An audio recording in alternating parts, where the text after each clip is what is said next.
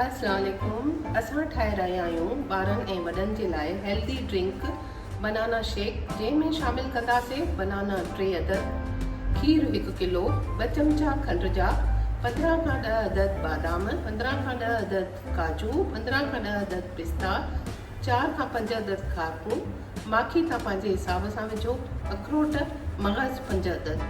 त पोइ ठाहियूं था हेल्दी ड्रिंक बनाना। 3 अदद बनाना खे असां पीसनि में कट कंदासीं ऐं जेको ड्राई फ्रूट आहे उनखे बि क्रश कंदासीं। शामिल कंदमि बनाना, 2 चमचा खंड जा,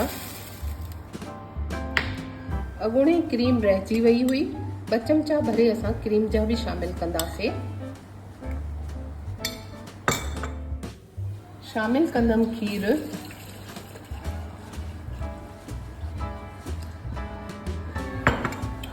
ड्राई फ्रूट क्रश करे, माखी। हाणे असां इनखे ब्लेंड कंदासीं।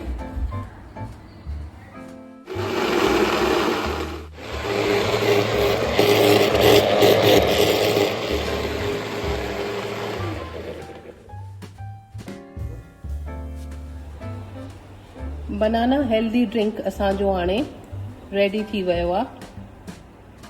हे ॿारनि ऐं वॾनि जे लाइ इलाही ताक़तवर आहे। बनाना शेक रेडी आहे।